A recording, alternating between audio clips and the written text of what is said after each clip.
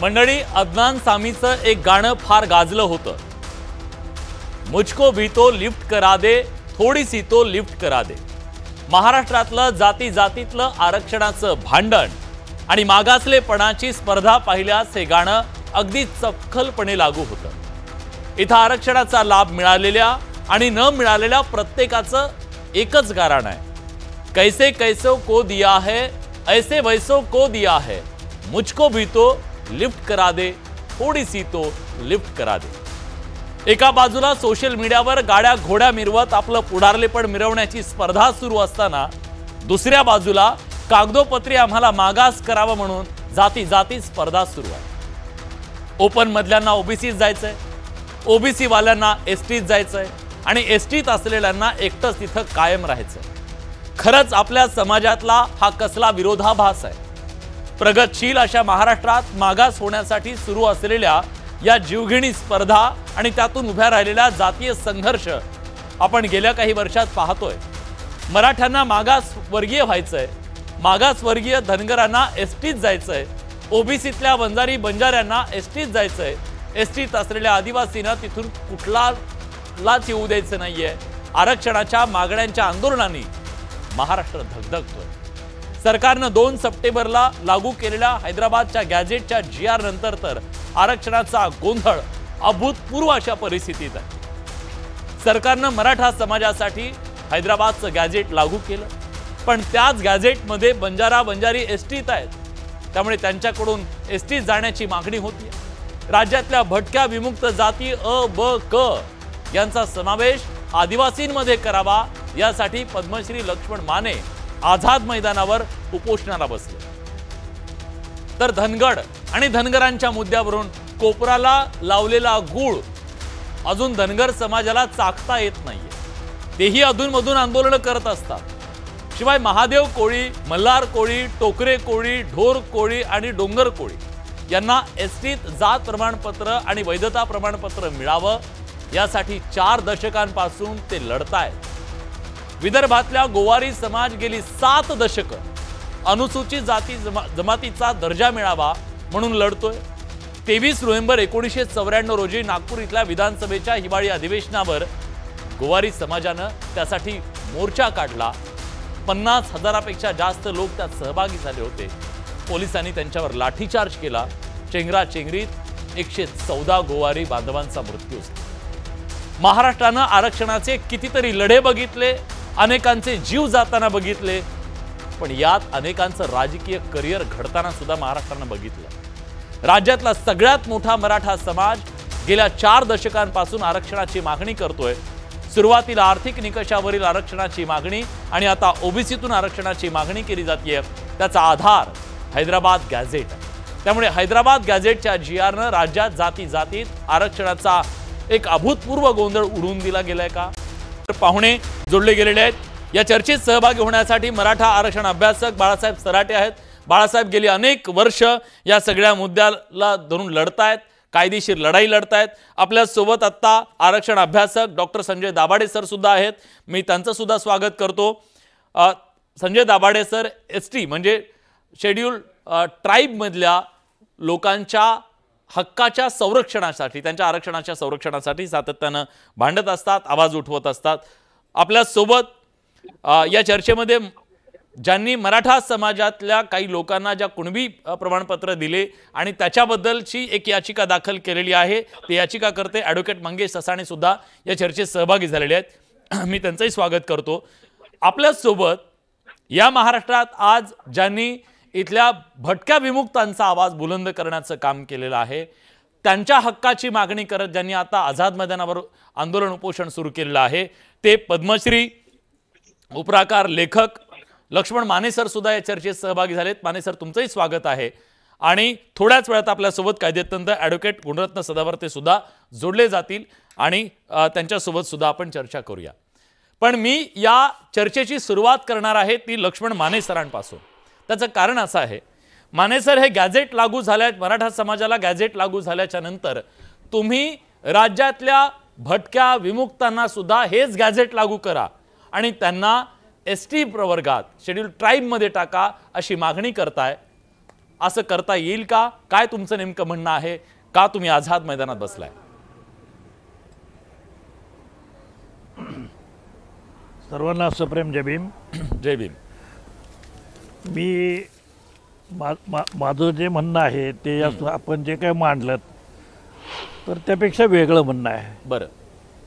मी ते गॅजेट जे आहे हां त्या गॅजेटच्या अनुसार कुणाला काय मिळालं आहे आणि कुणाला काय नाही मिळालं आहे या वादामध्ये मला मुळात जायचंच नाही आहे. बरं. माझं म्हणणंच वेगळं आहे.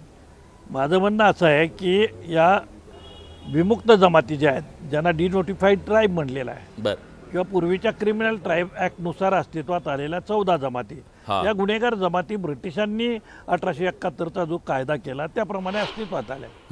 28 भटक्या जमाती ज्या गाव मागत्या आहेत, ज्या गावामध्ये मागतात आणि गावात राहत नाहीत. आम्ही कुणीही गावाचा भाग नाही आहे. म्हणजे विमुक्त जमाती पण आणि भटक्या जमाती पण आम्ही गावगाड्यात नाही, आम्ही बलुतेदार नाही, आलुतेदार नाही. आमचा कृषी प्रधान अर्थव्यवस्थेशी काही संबंध नाही. प्रोडक्शन म्हणजे ॲग्रिकल्चर प्रोडक्शनशी आमचा काही संबंध नाही. आम्ही एकतर भिका मागणारे लोक आहे किंवा आम्ही चोऱ्यामाऱ्या करणारे लोक आहे. त्यामुळे आम्हाला गावच नाही आहे, आम्ही गावाचा भागच नाही आहे. तरीसुद्धा आम्हाला या सवलती मिळाल्या पाहिजेत. आम्ही ट्राईब आहोत, म्हणजे आम्ही नोमॅडिक ट्राईब किंवा क्रिमिनल ट्राईब या ट्राईब आहेत. ट्राईबचं ट्रान्सलेशन कास्ट असं होत नाही. दुसरं, आम्ही वर्णव्यवस्थेमध्ये नाही, म्हणजे ब्राह्मण, क्षत्रिय, वैश्य, शूद्र, अतिशूद्र या भानगडीतलेच आम्ही लोक नाही आहे. आम्ही त्याच्या पलीकडचे लोक आहोत. आम्ही ट्रायबल लोक आहोत, पण ट्रायबलपासून तुटलेले आहोत. तेव्हा आम्ही ट्रायबल आहोत हे गव्हर्नमेंटच मान्य केलेलं आहे. त्यांना 1800 ट्रायबलचा कास्ट ॲक्ट नाही आहे, ट्रायबल क्रिमिनल ट्राईब ॲक्ट आहे. त्याच्यानंतर नोमॅडिक ट्राईब ॲक्ट आहे.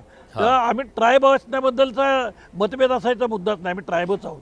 प्रश्न असा आहे की आत्तापर्यंत राज्यकर्ते आम्हाला असं सांगत होते, आम्ही त्यांना सांगत होतो की आमचे सगळे नातेवाईक सर्व राज्यांमध्ये ट्राईबमध्ये आहेत आणि तुम्ही आम्हाला ट्राईबमध्ये घाला, कारण आम्ही इथे आपणहून आलेलं नाही. आम्हाला इंग्रज सरकारने इकडं आणलेलं आहे.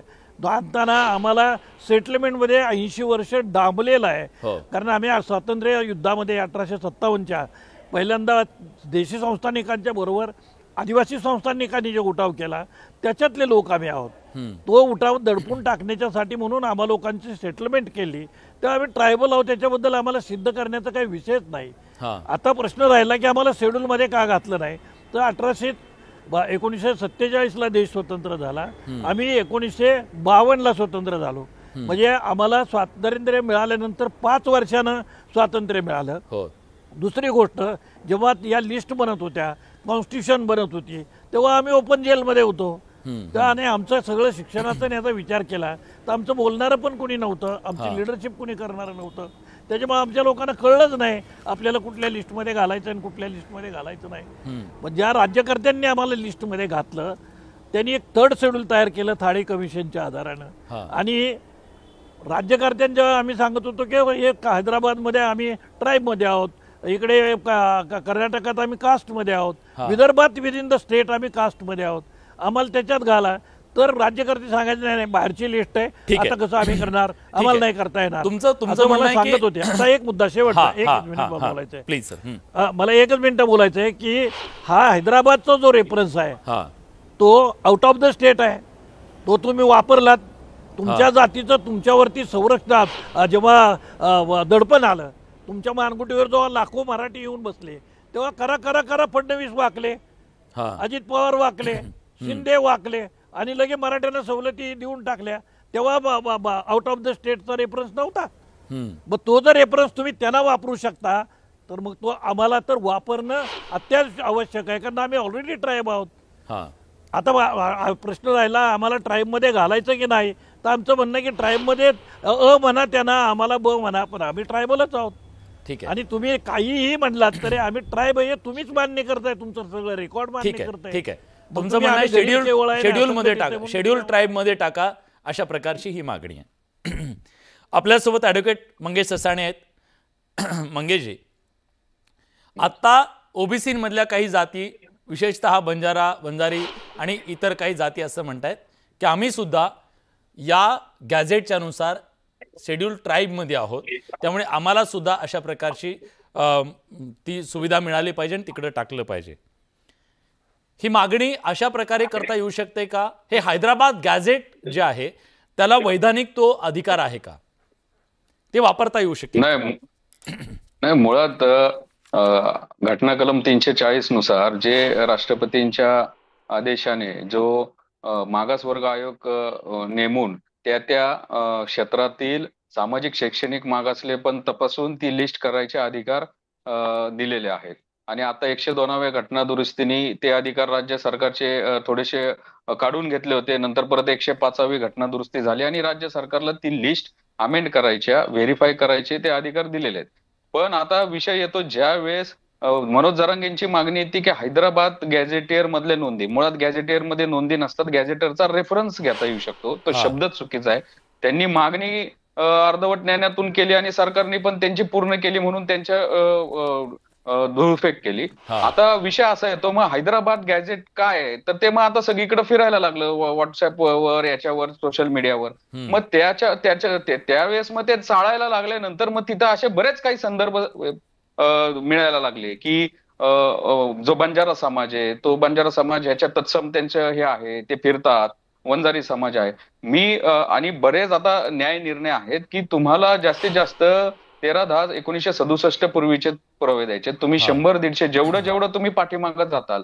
आणि हे जे गॅजेट मग हैदराबाद गॅजेटमध्ये असं असेल, याच्या विक्षिप्त वेगळ्या गॅजेट असे खूप आहेत. सातारा गॅजेट आहे, कुलाबा गॅजेट आहे, कोल्हापूर आहे, अकोला आहे, भंडारा, हे सगळे माझ्याकडे आहेत. प्रत्येक गॅजेटमध्ये खूप विरोधाभास आहे आणि ते जर सगळं जर समोर आलं तर खूप मोठा सामाजिक कलह निर्माण होईल. तत्कालीन समाज व्यवस्था तिथं कशी होती, कुणाची चालीरीती कशा होत्या, याच्यामध्ये एका जातीचे पण खूप वेगवेगळे नोंदी आहेत, वेगवेगळे सामाजिक त्यांचे स्तर दाखवलेले आहेत. त्याच्यामुळं गॅजेट करत बसलं तर सरकार, मला तर वाटतं महाराष्ट्रामध्ये एकदम सामाजिक तेढ निर्माण होईल किंवा सरकार एकदम गोंधळून जाईल. कुठल्या तरी कोणीतरी सांगणं आणि ते गॅजेटच्या नोंदीवरनं त्याला रेफरन्स म्हणला पाहिजे. आणि मग का नाही मग बंजारा समाज मागणी करणार, का नाही मग वंजारा समाज या संदर्भात मागणी करणार? मग तुम्ही SC ST OBCचा जात प्रमाणपत्र द्यायचा अधिनियम 2000 आहे, याच्या संदर्भामध्ये सुधारणा सुचवताय. तर मग आपण याच्या जर आपण ज्या आरक्षित जर जाती पाहिल्या तर मग त्या 500-600च्या वरती असतील. मग एकाच जात समूहासाठी तुम्ही असं special treatment, special camp, special gazetteer, ती शिंदे समिती, ते स्पेशल GR, हे सगळं कसं काय करू शकता? ठीक आहे, मी विचारतो तुम्हाला हैदराबाद, मी विचारतो. बाळासाहेब सराटे आपल्या सोबत आहेत. बाळासाहेब, यातला मुद्दा असा आहे, आता बघा ही स्पर्धा तर सुरू झालेली आहे की तुमच्यापेक्षा जास्त मागास मी कसा आहे, माझ्यापेक्षा जास्त मागास ते कसे आहेत, मागासाची एक स्पर्धा सुरू झाली महाराष्ट्रामध्ये. पण या सगळ्यामध्ये जर गॅझेट लागू करायचं ठरलं तर ते एका जातीला करता येईल का, की ती सगळ्यांनाच करावं लागेल? आणि असं केलं तर महाराष्ट्रात काय गोंधळ निर्माण होऊ शकतो?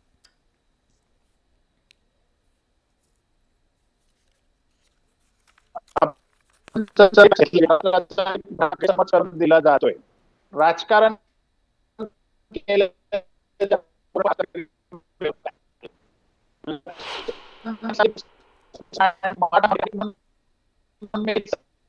सर तुमचा आवाज आमच्यापर्यंत नीट पोहोचत नाहीये.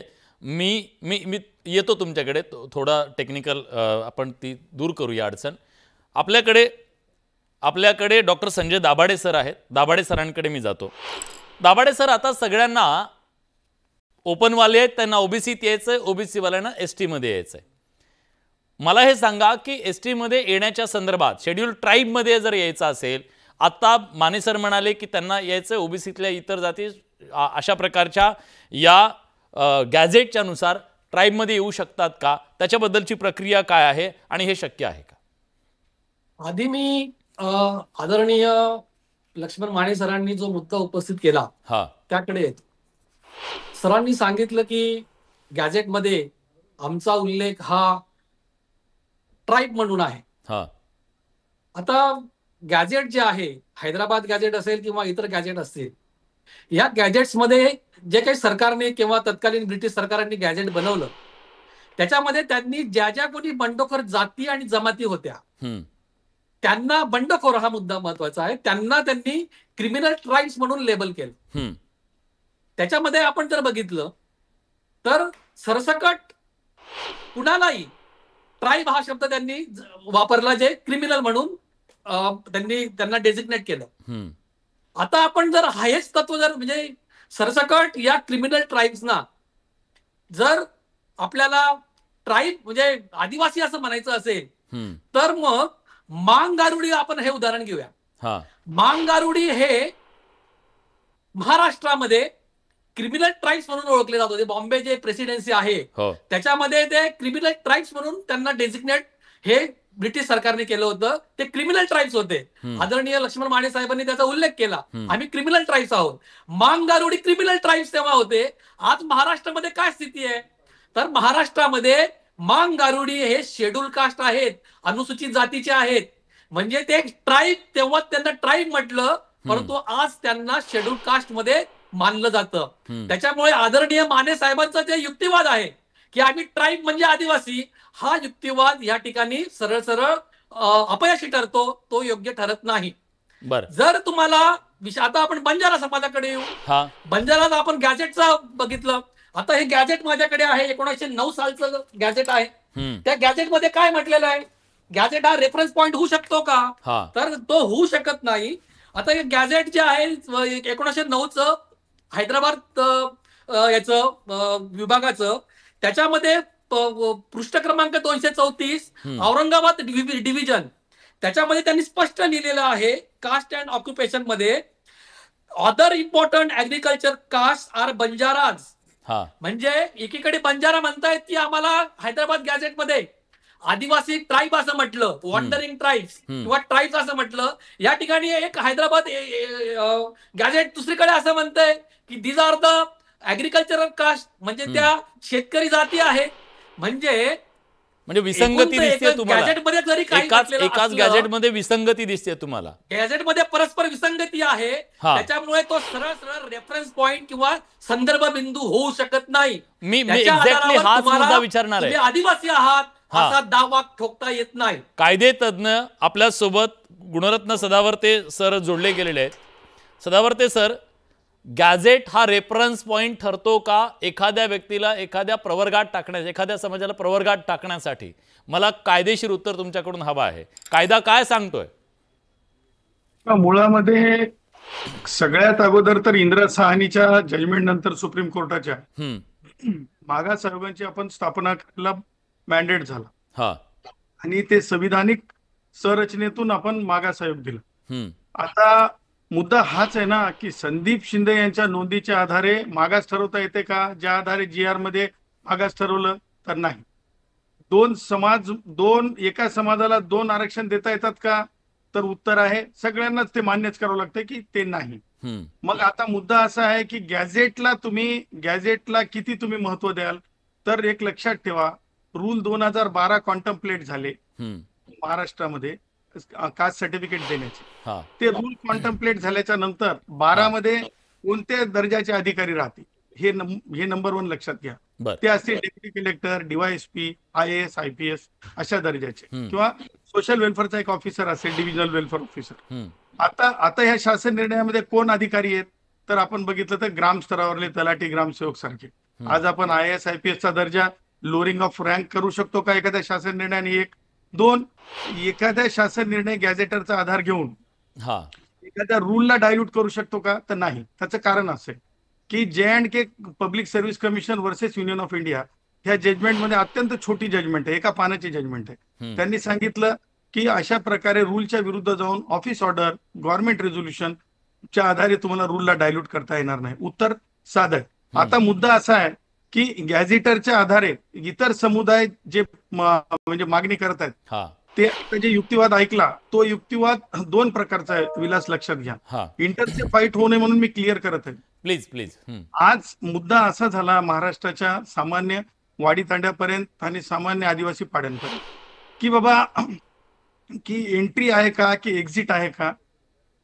तुम्हाला याच्या माध्यमातून मला सांगायचंय की म्हणजे ह्या आदिवासी प्रवर्गामध्ये जाण्याच्या संदर्भानं म्हणून तुम्हाला सगळ्यात अगोदर मुद्दा सांगतो. मराठ्यांना जर तुम्ही म्हणजे गॅझेटरचा आधार संदीप शिंदे मागास आयोग नसताना त्या आधारे तो एक म्हणजे पुरावा म्हणून जर एंट्री द्या असं म्हणत असाल तर मला सांगा, त्याच गॅझेटरमध्ये जर माझे बंजारी असतील, माझे बंजारा असतील, माझे कैकाडी असतील, माझे आणखीन जे जे जे कोणते माझे एससी मध्ये मोडणारे वर्ग असतील आणि ते भटक्या विमुक्तामध्ये असतील, त्यांना जाण्यासाठी तुम्ही थांबवू शकता का, रिस्ट्रेन करू शकता का? समानतेचं तत्व भारतीय संविधानातील आर्टिकल 14चं तत्व आहे की नाही? आता त्या पुढे जाऊन विलास आता कळीचा मुद्दा सांगतो.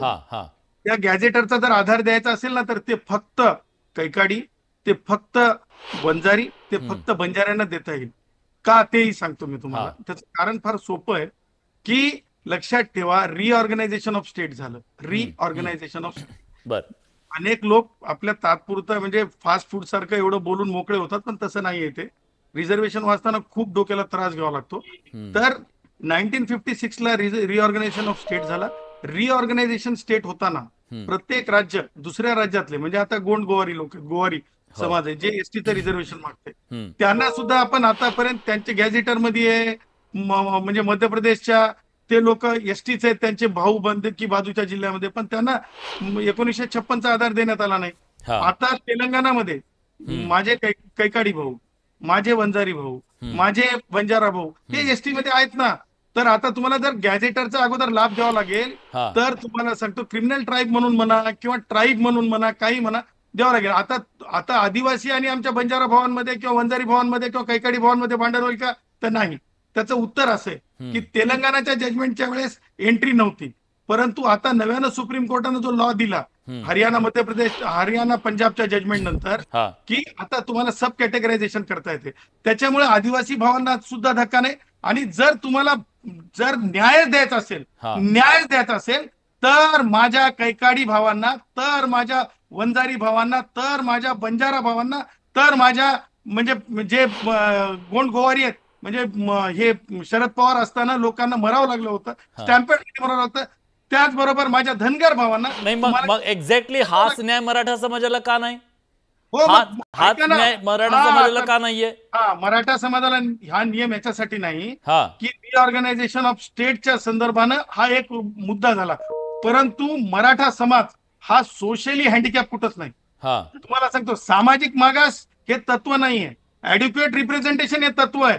आज जर तुम्ही विलास जस्ट तुमच्या मोबाईल मध्ये डायल करा आणि सिनियर पोलीस इन्स्पेक्टर मोजा, executive position of Maratha, forget about आमदार.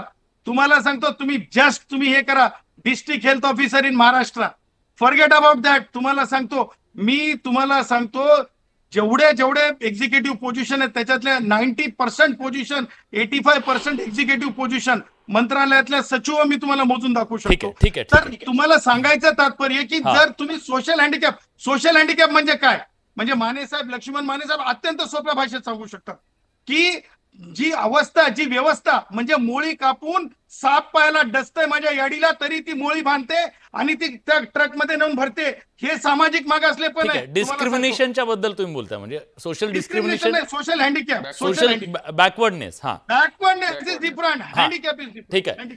बाळासाहेबांना मला विचारायचं, बाळासाहेब, आता समजा मराठा समाजाला एक हा जो गॅझेट आहे तो लागू केला आणि त्याच्यानंतर त्यांना एंट्री पॉइंट मिळाला, अशा प्रकारची मांडणी केली जाते.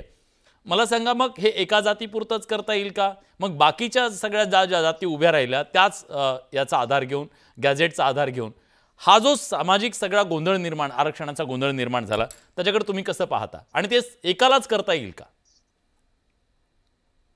एक गोष्ट लक्षात घ्या विलास सर, की हैदराबाद गॅझेट लागू झालं हा एक अपप्रचार आहे. तो जी आर तुम्ही शब्दशः वाचा, त्याच्यामध्ये फक्त हैदराबाद गॅझेट लागू करण्याबाबत किंवा त्या मराठवाड्याचं वर्णन भरपूर आहे, पण मराठ्याची जी मागणी होती, जरांगेची जी मागणी होती, 1909 हैदराबाद स्टेटचं प्रोव्हिन्शियल सिरीजचं गॅझेटियर लागू करा अशी मागणी होती. त्या मध्ये 1909च्या गॅझेटियरचा उल्लेख सुद्धा नाहीये. उल्लेख आहे तो 1920 आणि 1931 आहे, ती मराठ्यांची मागणी पण नव्हती. आणि तुम्हाला मी सांगतो, सगळ्या महामानवांना इथे असलेल्या कायदे तज्ञांना एक प्रश्न आहे की मी सांगतो ते 1909च्या हैदराबाद गॅझेटियर मधली कोणती ओळ या जीआर मध्ये लागू आहे? एकही ओळ या जीआर मध्ये लागू नाही. मराठा समाजाच्या आंदोलनाला काहीतरी आपण प्रतिसाद दिला आणि मागणी मंजूर केली असं दाखवण्यासाठी सरकारने एक बनवलेला आहे तो जी.आर. मी वारंवार वाचला. त्याच्यामध्ये कुठेही 1909च्या गॅजेटियर नुसार कुणबी जातीचे दाखले द्या असं कुठलंही प्रत्यक्ष कार्यवाही घडणार नाही, ही पहिली गोष्ट. कारण त्याच्यामध्ये 1909चा गॅजेटियरचा उल्लेखच नाहीये. जे गॅजेटियरचा उल्लेख ती मराठा समाजाची मागणी नव्हती. दुसरा मुद्दा आहे की लक्ष्मण माने साहेबांनी सर थोडासा ऑडिओ ग्लिच येतोय, ऐकायला आम्हाला त्रास होतोय. आम्ही पुन्हा तुमच्याशी संपर्क करण्याचा प्रयत्न करू. पण जेवढं आम्हाला कळलं तुमच्या बोलण्यातनं त्याच्यानुसार तुम्ही असं म्हणताय की यामध्ये कुठेही लागू केले नाही, या जी.आर. मध्ये हा गॅझेट लागू केला असं कुठं नाहीये. पुन्हा एकदा प्रयत्न करतो मी तुमच्या ऑडिओचा पुन्हा. हा प्लीज बोला सर, मी एकदा प्रयत्न करतो, येतोय का बघूया आवाज. दुसरा मुद्दा लक्ष्मण माने साहेबांचा आहे. त्यांना माझा पूर्ण पाठिंबा आहे. नागरिक म्हणून, एक मराठा म्हणून सुद्धा मराठा त्यांच्या बरोबर आहे. त्यांनी जरूर मागणी करावी, ती सरकारकडे मागणी आहे. ठीक आहे सर, ठीक आहे. पण एक मुद्दा आहे या सगळ्यामध्ये. डॉक्टर संजय दाभाडे सर, आता कायदे तज्ज्ञ असलेल्या ॲडव्होकेट आपल्या गुणवरत्न सदावर्ते सरांनी सांगितलं की अशा प्रकारे जाता येऊ शकतं. मग अशा प्रकारे जर समजा संख्याच वाढली तर मग शेड्यूल ट्राईब ज्या आहेत त्या ट्राईबची संख्या वाढवून आरक्षण वाढवू नाही शकत त्याच्यामध्ये. जसं आता माने सर पण म्हणाले की आम्हाला अ ब क करा त्याच्यामध्ये. ही सोयीचा हा जो उपवर्गीकरणाचा जो निकाल आहे पंजाबचा, जो अलीकडे आला जस्टिस गवई साहेबांनी दिला, बरं त्याचं चुकीचं इंटरप्रिटेशन होत आहे. येतो माने सर, येतो मी तुमच्याकडे. सर मी थोडंसं थांबवतो. कदाचित माझ्या म्हणण्यापेक्षा वेगळं म्हणणं आहे माने सरांचं, ते घेतो लगेच तुमच्याकडे. माने सर, तुम्ही काय म्हणत होतात? माझ्याकडून माझा मुद्दा सर मिसकोट होऊ नये म्हणून मी तुम्हाला विचारतो. एक सेकंड फक्त. माने सर, माझं म्हणणं असं आहे की या ज्या ट्राईब आहेत, हा या ज्या नोमॅडिक ट्राईब आणि क्रिमिनल ट्राईब आहे, त्या ट्राईब आहे त्यांना आम्हाला 5.5% रिझर्वेशन गेली 50 वर्षापासून सरकार देतंय ना. हा, याच्यामध्ये वाढ करा अशी आमची मागणी नाही आहे, किंवा आम्हाला कुणाच्या यादीमध्ये घाला अशी पण आमची मागणी नाही आहे. आदिवासी बांधव आहेत त्यांचं काढून आम्हाला द्या अशी आमची मागणी नाही आहे. आम्हाला त्यांच्या ताटात बसायचं नाही आहे. आम्हाला ज्या आमच्या 5.5% जागा आहेत त्याला फक्त स्टेटस तुम्ही द्या आदिवासी स्टेटस. म्हणजे आम्हाला केंद्रातले पैसे मिळतील. ओके सर, मी विचारतो. सर ठीक आहे. दाभाडे सर द्या, कॉन्स्टिट्यूशन प्रोटेक्शन मिळालं तर आम्हाला विलासराव माझा मुद्दा पुरा करू द्या. बरोबर. हे जर आम्हाला स्टेटस मिळालं, कॉन्स्टिट्यूशनचं प्रोटेक्शन जर आम्हाला मिळालं तर आम्हाला पैसे मिळतील. केंद्र सरकार पैसे देईल, राज्य सरकार पैसे देईल आणि आमच्यासाठी सप्लायन होईल. आमचं पुनर्वसनाचा काही प्रकल्प राबवता येईल. आज राज्य सरकारकडे पैसा नाही, केंद्राकडे पैसा नाही. म्हणजे तुम्हाला पैसे का नाही तर तुम्ही आम्हाला पैसे प्लॅनमध्येच घातलं नाही. आमच्या शाळांना सुद्धा पैसे द्यायला नाहीत, ते सीएफ फंडातनं मुख्यमंत्र्यांच्या मिळतात. ठीक आहे. मला सांगा, बजेटमध्ये आमची तरतूदच नाही. आला सर, तुमचा मुद्दा लक्षात आला. Dabhade sir please. आर्थिक सदावर्ते सर येतो हवी असेल, भटक्या मुक्तांना जर आर्थिक तरतूद हवी असेल, त्याच्यासाठी तुम्ही भूमिका घेऊ शकता, तुम्ही आंदोलन करू शकता, आम्ही तुमच्या पाठीशी उभे राहू शकतो. परंतु त्याच्यासाठी शेड्यूल ट्राईब मध्ये यायला पाहिजे असं अजिबात नाही. तुम्ही स्वतंत्रपणे निधी मागू शकता, लोकसंख्येच्या प्रमाणे तुम्ही अधिकार तुमचा प्राप्त करून घेऊ शकता. त्याच्यासाठी अनुसूचित जमातीमध्ये फुलफिल करत असतील तर प्रॉब्लेम काय सर? ते जर फुलफिल करत असतील तर प्रॉब्लेम काय? संरक्षणाचा प्रश्न आहे. मी आधी सांगितलं आम्हाला पारद्याला मारून टाकले तर लोकूर आयोगाने वाटेल ते काय बोलताय? आम्हाला कॉन्स्टिट्यूशनचं प्रोटेक्शन पाहिजे. आम्हाला प्रतिनिधित्व नाही ग्रामपंचायत टू पार्लमेंट. त्यासाठी किती 50 वर्ष गेली आमची. आम्ही 50 वर्ष त्यासाठी लढतो. नाही, आम्ही मागणी काय करू शकतो? 50 वर्ष मागणी करतोय, 50 वर्ष मागणी करतोय. आयुष्य गेलं माझं हे करून. आता मी तुम्हाला सांगतो की हे करून आम्हाला आयुष्य गेलं. आतापर्यंत राज्यकर्ते आम्हाला कात्रजचा घाट करत होते, ते सांगत होते बाहेरचा रेफरन्स वापरता येणार नाही, मराठ्यांसाठी कधी वापरला. तेवढाच माझा मुद्दा आहे. माझा सर मला बोलू द्या, माझा मुद्दा मला स्पष्ट करू द्या. बोला. याच्यामध्ये जर तुम्हाला संरक्षण हवं असेल तर तुम्ही 3ऱ्या अनुसूचीची मागणी करू शकता. 3ऱ्या अनुसूचीचा उल्लेख किंवा शिफारस ही रेणके आयोगाने केलेली आहे. यामध्ये जे राज्यकर्ता वर्ग आहे, राज्यकर्ते आहेत, त्यांचं या ठिकाणी बोगस राजकारण आहे. एकीकडे त्यांनी आर्थिक दृष्ट्या मागासांना त्यांची मागणी नसताना 10% आरक्षण एका रात्रीत दिलं.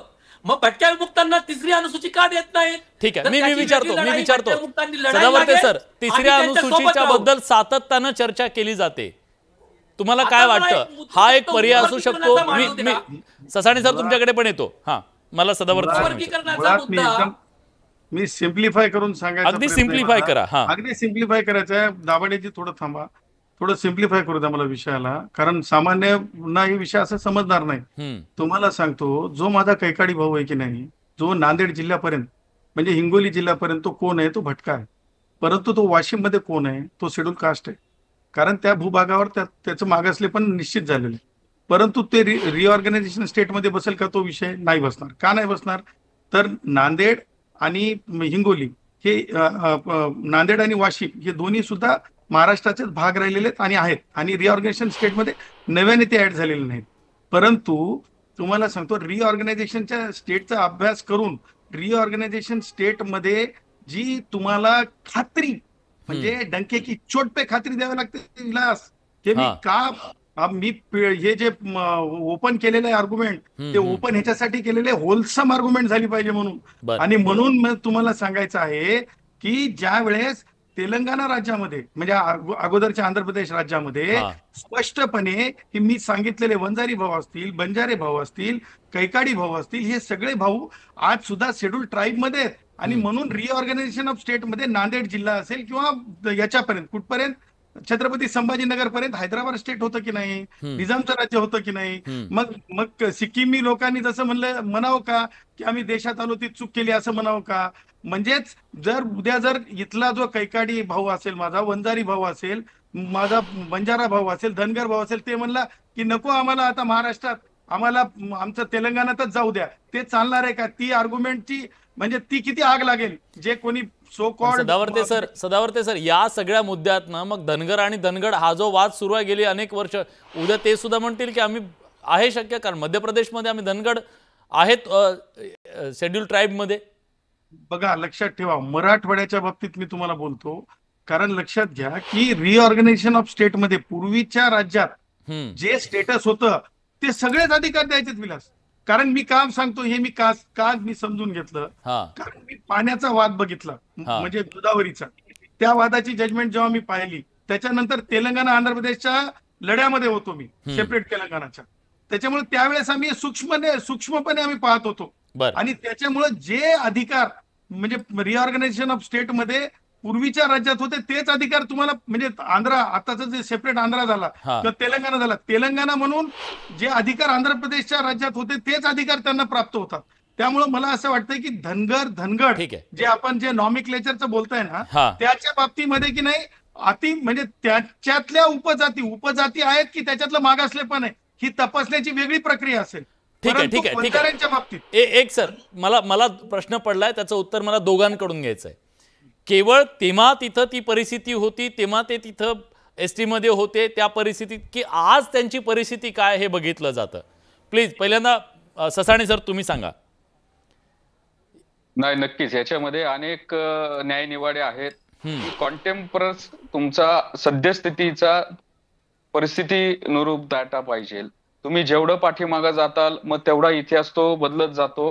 तुम्ही मग गॅझेटियरचा पण विषय निघाला तर एका गॅझेटियर मध्येच विरोधाभास आहे, तर असे अनेक आहे. मग तुमचे कुलाब्याचे असेल, तुमचे साताराचा असेल, कोल्हापूरचा असेल, तुमच्या अकोलाचे असतील, विदर्भातले वेगवेगळे गॅझेटियर्स. त्यामुळे जेवढं आपण पाठीमागं जाऊ तेवढं हे होतं. त्याच्यामुळं आपण जे गॅझेटियरने हे जे सगळं चालू केलेलं आहे आणि हा एक कलह निर्माण 100% होत राहणार. पण जे न्यायनिवाडे आहेत त्या न्यायनिवाड्यामध्ये तुमची सद्यस्थिती जो आता विकास गवळी याच्यामध्ये के कृष्णमूर्तीमध्ये सांगितलं होतं की तुमचा इम्पेरिकल डाटा पाहिजे, तो आता सद्यस्थितीतला तो डाटा पाहिजे. पण याचा जो बंजारा वंजारा किंवा हे जे तत्सम समाज येतात त्यांचं जर आपण पाहिलं तर नक्कीच मग त्याला जो आपल्याला NCST जो national commission for schedule tribes आहे, मग तो जे कमिशन आहे त्या कमिशनकडे मग यांना जावं लागेल. ठीक आहे. आणि दुसरं म्हणजे मान्य होत नाहीये. मी पटकन तुमची कमेंट घेतो सर, वेळ खूप कमी आहे माझ्याकडे, 2 मिनिटं आहेत, मला दोन्ही पाहुण्यांकडे जायचंय. सदावर्ते सर तुमची कमेंट पटकन. मला माझा वकील मंगेशला सांगायचं आहे, मंगेश जर्नल सिंग विरुद्ध दिल्ली सरकार जी युनियन ऑफ इंडिया जी जजमेंट आली त्याच्या शेवटच्या पॅरेग्राफमध्ये स्पष्टपणे सुप्रीम कोर्टाने सांगितलं की SC STच्या रिझर्वेशनसाठी मागासले पण तपासण्याची गरज नाही, त्याच्यासाठी तुम्हाला स्वतंत्रपणे डेटा पाहण्याची SC STच्या बाबतीत गरज नाही. इट इज डिक्लेअर्ड आणि it is a constitution bench judgement. त्याच्यामुळं मला कैकाडी भावांसाठी, वंजारी भावांसाठी, धनगर भावांसाठी आणि बंजारा भावांसाठी त्यांना शेड्यूल ट्राईबच्या स्टेटस देण्याच्या बाबतीमध्ये मला कुठेही तुम्हाला सांगतो म्हणजे दूरदरास्त कुठेही मला अवघड दिसत नाही. त्याला कारण सिंपल आहे. हे भाऊ तुमच्याकडे कारण सिंपल आहे. रिऑर्गनायझेशन ऑफ स्टेटचा अभ्यास करा. जर आमचे हक्क आम्ही तुमच्या सोबत आलो म्हणून जर घालून घेणार असाल तर पाठवा आम्हाला आंध्र प्रदेशमध्ये. ठीक आहे. हा मुंबई उच्च न्यायालयाचा निकाल आहे 14 फेब्रुवारी 2000. Supreme court Jarnail Singh supreme court constitution bench reservation promotion बरोबर. एक जण प्लीज नाही एक जण. हा दाभाडे सर शेवटचा 1 मिनिट. एसटी मध्ये घुसण्याचा मुंबई उच्च न्यायालयाने फेटाळून लावलेला आहे, सर्वोच्च न्यायालयाने सुद्धा फेटाळून लावलेला आहे. हे आपण लक्षात घ्या. हे जर्नल सिंग नंतरची घटना आहे. शेवटची कमेंट सदावर्ते सर. साहेब यातून महाराष्ट्रात केओस तयार होणार नाही का? आरक्षणाचा हा सगळा धिंगाणा गोंधळ निर्माण नाही का होणार? नाही, त्याचं कारण आहे की जर तुम्ही मराठ्यांना लागू करणार असाल तर तुम्हाला सांगतो रिऑर्गनायझेशन स्टेट हे माझा राईट आहे. आणि तुम्हाला सांगतो STच्या बाबतीमध्ये, धनगरांच्या बाबतीमध्ये जो निर्णय झाला मुंबई उच्च न्यायालयात त्याच्यामध्ये रिऑर्गनायझेशन ऑफ स्टेटचा अभ्यास करण्यात आला नव्हता. त्याच्यामध्ये मी वकील नव्हतो. परंतु धनगर, त्याचबरोबर बंजारा, त्याचबरोबर माझे कैकाडी भाऊ, त्याचबरोबर बंजारा भाऊ, या सगळ्यांसाठी हा युक्तिवाद मी ओपन केलेला आहे. आणि मी सरकारला सुद्धा काल सांगून टाकलेलं आहे की ह्या सगळ्या वर्गाला न्याय द्यावा लागेल, अन्यथा हे अन्याय ठरेल. सदावर्ते साहेब, आम्ही लढू. एका नव्या संघर्षाची नांदी महाराष्ट्रामध्ये म्हणायला हरकत आणि पुढे पण लढू. आणि सदावर्ते साहेब आले आणि तिथून वादाचा जन्म झाला नाही असं कसं होऊ शकेल? आज ते शांतपणे बोलत होते पण जाताना त्याने ठिणगी टाकलेलीच आहे. हे काही वेगळं सांगायची गरज नाही. पण ठीक आहे, या सगळ्या मुद्द्यावरून, गॅझेटच्या मुद्द्यावरून महाराष्ट्राच्या राजकारणात एक मोठी उलथापालथ होतीये आणि सामाजिक उलथापालथ सुद्धा होतीये. या सगळ्याची उत्तरं कायदेशीर तपासली जातील आणि पाहिली जातील. प्रेक्षकांना काय वाटतं जाणून घेऊया. हा गॅझेटचा मुद्दा आल्यानंतर ज्या विविध समाजाच्या मागण्या आल्या, GR आरक्षणाचा गोंधळ घालतोय का आणि त्यानंतर तो गोंधळ उडालेला आहे का? बघा प्रेक्षकांचं काय मत आहे. 75% प्रेक्षकांना वाटतं होय हा गोंधळ वाढतोय आणि 25% लोकांनाही वाटतंय. आणि सदावर्ते साहेबांच्या भूमिकेच्या नंतर तर असं वाटतं ते महाराष्ट्राच्या पुढच्या काही दिवसामध्ये, काही वर्षांमध्ये आणि काही दशकांमध्ये हा गोंधळ काय मिटण्याची शक्यता दिसत नाहीये. आजच्या चर्चेत आपण सगळेजण आलात, आपली सगळी बुद्धिमत्ता इथं पणाला लावलीत, अनुभव तुम्ही सांगितलात, कायद्याचं ज्ञान दाखवलं, त्याबद्दल सगळ्यांचे मनापासून आभार. बडे मुद्द्याच्या आजच्या चर्चेत आपण इथे थांबतो. धन्यवाद.